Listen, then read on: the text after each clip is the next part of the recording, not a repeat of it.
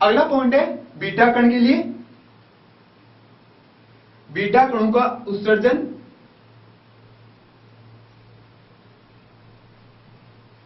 Beta कणों का उत्सर्जन तथा स्पेक्ट्रम।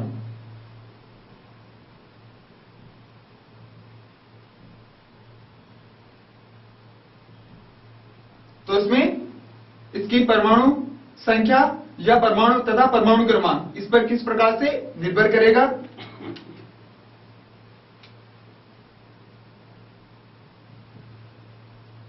एक्स, जेड, ए, और यहां पर हम बीटा दो प्रकार से, एक नेगेटिव और दूसरा यहां पर पॉजिटिव के रूप में। तो यहां पर हम पहले अगर पॉजिटिव की बात करेंगे, नेगेटिव की, तो यहां पर नेगेटिव, और यहां पर हमें ये याद रहना है कि Z+1 A। बीटा कण जब माइनस का होगा तब द्रव्यमान संख्या में कोई परिवर्तन नहीं होगा, लेकिन जो परमाणु क्रमांक है वह एक बढ़ जाएगा, एक इसमें वृद्धि हो जाएगी।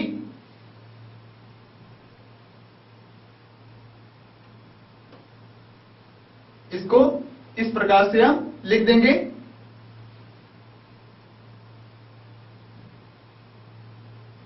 बीटा माइनस के रूप में।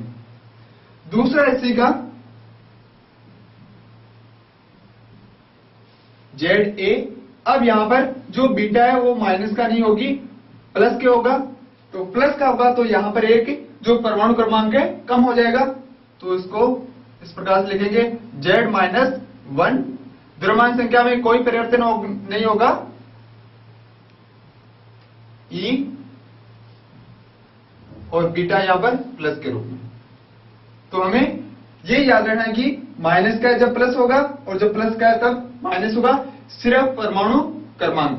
तो बीटा कण है वह नाभिक से विघटित होता है। अल्फा कण और बीटा कण दोनों की निश्चित क्रम होता है, लेकिन ये नहीं कह सकते कि पहले कौन सा होगा और बाद में कौन सा होगा। तो बीटा कण का जो विघटन होता है वो किस प्रकार से होता है, इसके बारे में अभी कोई स्पष्ट जानकारी नहीं है वैज्ञानिकों को। अब इसका जो स्पेक्ट्रम है वह किस प्रकार से प्राप्त होगा, सतत स्पेक्ट्रम प्राप्त होता है।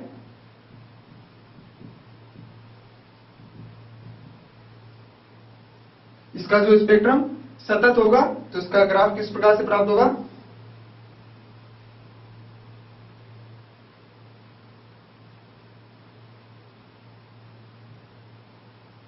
ये इसके लिए सतत स्पेक्ट्रम हुआ। अब ये एक अल्फा कण होगा, वो विशिष्ट ऊर्जा का मान उत्सर्जित करेगा। विशिष्ट बीटा कण विशिष्ट ऊर्जा उत्सर्जित करता है।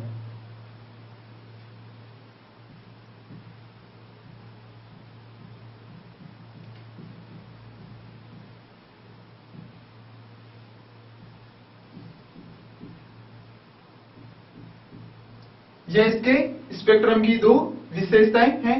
इसके बाद में इससे संबंधित जो परिकल्पना है उसको हम कहेंगे न्यूट्रिनो परिकल्पना।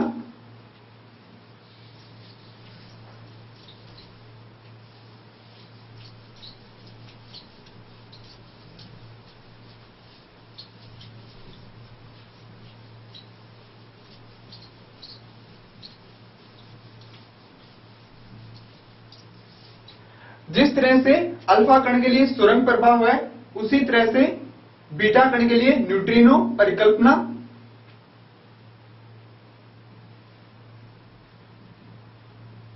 न्यूट्रिनो परिकल्पना